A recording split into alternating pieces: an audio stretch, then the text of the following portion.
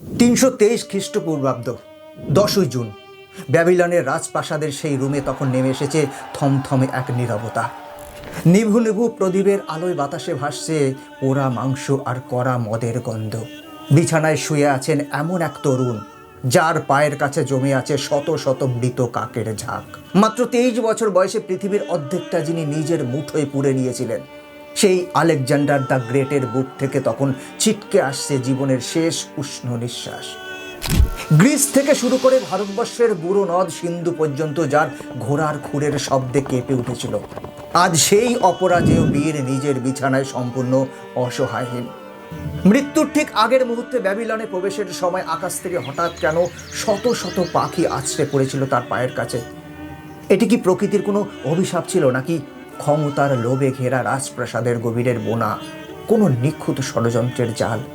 প্লুটার্কের বর্ণনা অনুযায়ী মৃত্যুর ঠিক 13 দিন আগে এক রাজকীয় মদের আসরে আচমকাই বুক চিরে বেরিয়ে এসেছিল তীব্র যন্ত্রণা। প্রশ্ন হলো, মাত্র 13 দিনের এই রহস্যময় জ্বর কি আসলে কোনো সাধারণ ম্যালেরিয়া ছিল, নাকি ড্রিঙ্কের সাথে মিশিয়ে দেওয়া হয়েছিল এমন এক মারণ বিষ যা তিলে তিলে পঙ্গু করে দিয়েছিল ইতিহাসের সবচেয়ে নির্ভীক সেনানায়ককে?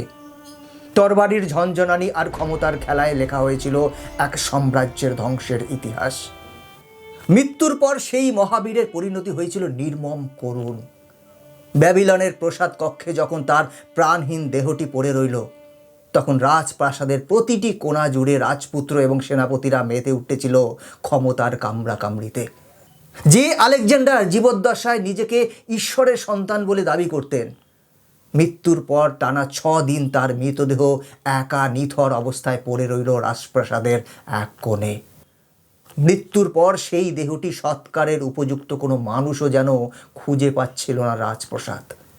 ইতিহাস আমাদের বারবার এই একটাই শিক্ষা দেয়, ক্ষমতার পাহাড় যত উচ্চতায় ওঠে তার পতনের শব্দ ততটাই ভয়ঙ্কর হয়।